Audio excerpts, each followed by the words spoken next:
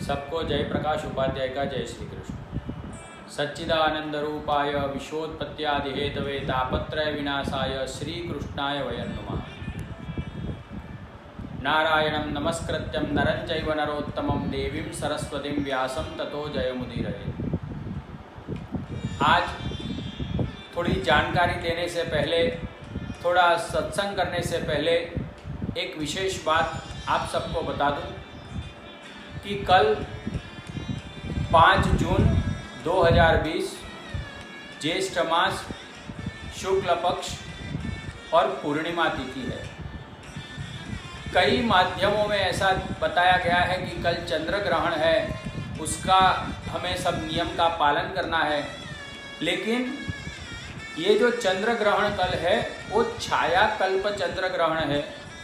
तो छाया कल्प चंद्र ग्रहण का हमारे शास्त्रों में बताया गया है कि किसी भी प्रकार के नियम का पालन करने की ज़रूरत नहीं है। इसीलिए कृपा करके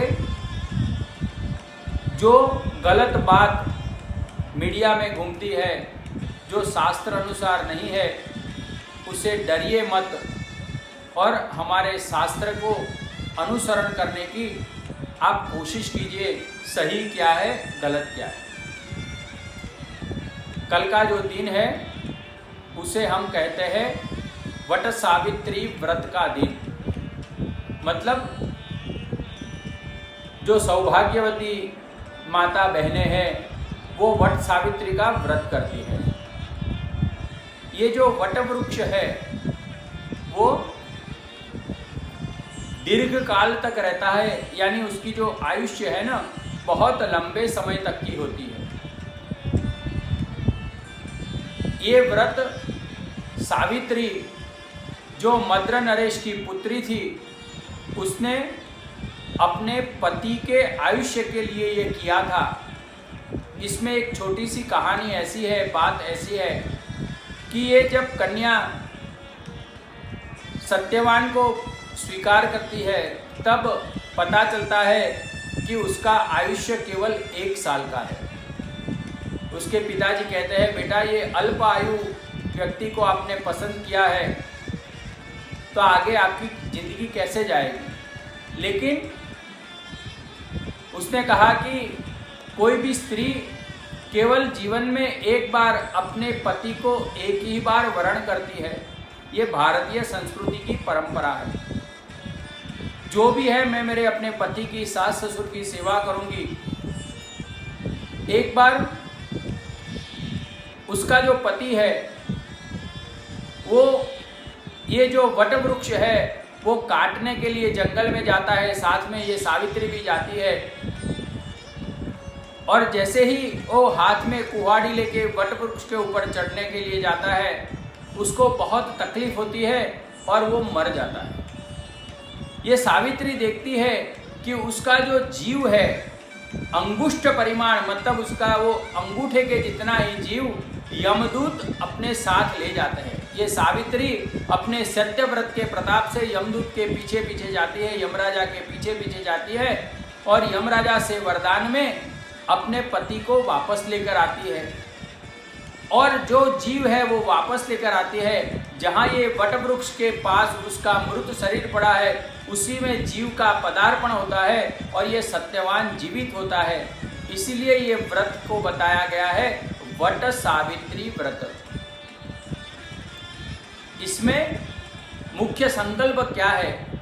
मम वैधव्यादि सकल दोष परिहारार्थ ब्रह्म सावित्री प्रीत्यर्थे सत्यव्रत सावित्री प्रीत्यर्थे वट सावित्री व्रत अहम करिष्ये। ये व्रत का संकल्प है। दूसरा है नमो वैवस्वताय नमः। यह नाम मंत्र से वट वृक्ष है उसको सूतर लपेट के 108 बार माता बहनों को परिक्रमा करनी चाहिए। अगर 108 बार नहीं कर सकते हैं तो यथाशक्ति परिक्रमा करनी चाहिए।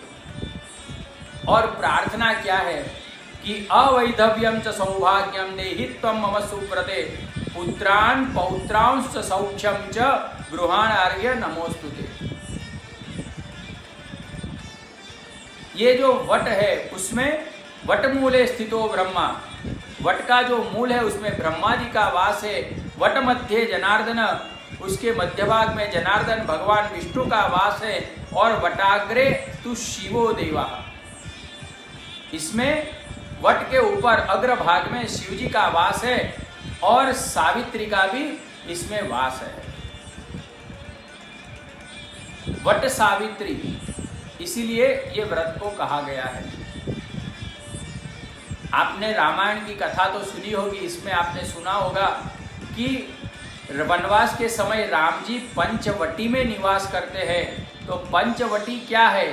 जहाँ पे 5 वट है, वट वृक्ष है, उसे पंचवटी कहा गया है। साइंटिफिकली आप देखें ना तो भी ये वट वृक्ष का बहुत महत्व है। ये वट वृक्ष हवा शुद्ध करने में बहुत मदद करता है। दूसरा, कल जो पर्व है वो पुष्टि मार्गीय परंपरा में ज्येष्ठ मास शुक्ल पक्ष और पूर्णिमा तिथि और ज्येष्ठा नक्षत्र। ज्येष्ठा नक्षत्र जिस दिन होता है उसी दिन प्रातः काल ब्रह्म मुहूर्त में श्री ठाकुर जी को अभिषेक होता है। शीतल अभिमंत्रित जल से अभिषेक होता है, उसे ज्येष्ठाभिषेक स्नान यात्रा कहते हैं। इसमें यह भावना है कि नंदराय जी अपने पुत्र को अब तक क्या कहते थे? व्रजराज सूत, मतलब नंदराय जी राजा है, सूत मतलब उनका पुत्र, वो व्रजराज सूत है। लेकिन ये ज्येष्ठाभिषेक स्नान यात्रा के बाद प्रभु का नाम हो जाता है व्रजराज।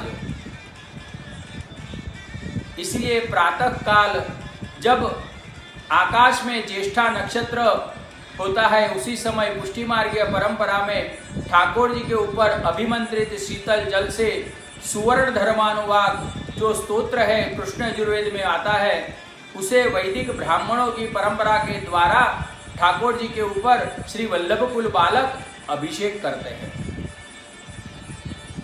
यह वट सावित्री के दिन का, पूर्णिमा के दिन का सविशेष महत्व है।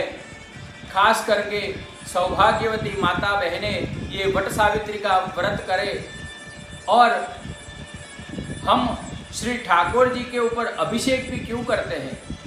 क्योंकि अभिषेक 2 व्यक्ति के ऊपर होता है, एक राजा और दूसरे भगवान। तो हमारे जो ठाकुर जी है ना, वो व्रजराज है और भगवान भी है, इसलिए उनके ऊपर इस दिन अभिषेक होता है। विशेषतः अभिषेक करते समय जल की धारा के साथ साथ हमारी मन की धारा भी है ना, वो कभी भी खंडित नहीं होनी चाहिए, वो एक ही तरह से होनी चाहिए। प्रभु के अंदर ही हमें मन लगाना चाहिए। श्री द्वारिकाधीश की जय। श्री कृष्ण कन्हैया लाल।